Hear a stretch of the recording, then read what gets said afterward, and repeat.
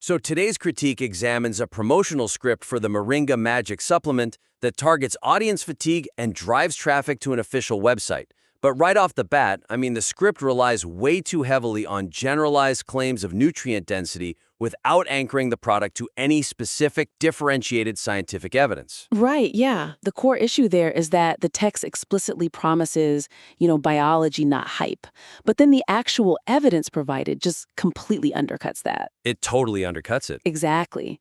Mentioning generic vitamins and minerals, antioxidants, basic quality control, that fails to distinguish this product from literally any standard $5 over-the-counter multivitamin.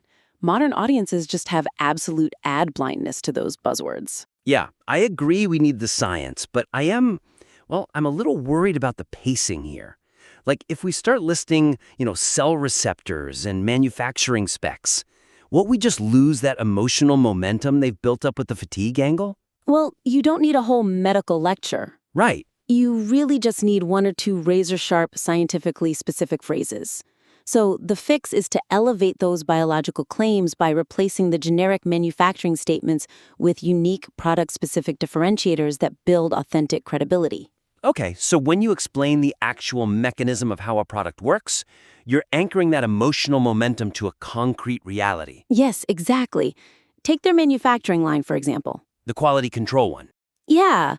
Instead of just stating it is made in facilities with quality control, they could specify a detail like, cold press to preserve 95% of active antioxidants. Oh, I like that. Or they could highlight a specific compound unique to the Moringa Oleifera plant that actively combats brain fog. Right. Give them an actual reason why this specific plant works differently in their bloodstream than just a standard cup of coffee. Definitely. But once you've injected that specific science to build trust, you really have to be careful not to throw that credibility away at the finish line, which actually brings us to the second major issue. Oh, the ending. Yeah, the sudden transition from an empathetic health discussion to a high-pressure sales pitch completely undermines the script's initial promise of authenticity. The tonal whiplash here is just undeniable. The opening establishes this consultative, safe environment by explicitly stating this is not a sales pitch.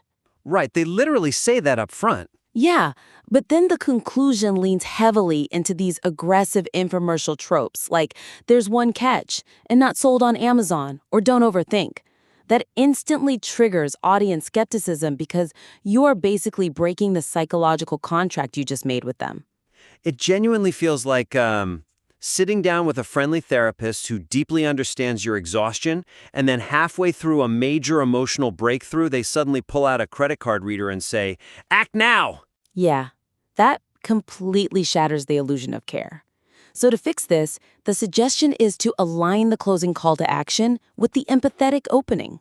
You do that by framing the next step as an educational, empowering choice, rather than an urgent demand. So instead of relying on high-pressure phrases like, "Don't wait, don't overthink, click the link," the writers should use a much softer, trust-building directive. Exactly. Something like, "Examine the ingredient transparency for yourself on our official site." Or even, see the full biological breakdown of how Moringa interacts with your cells via the link below.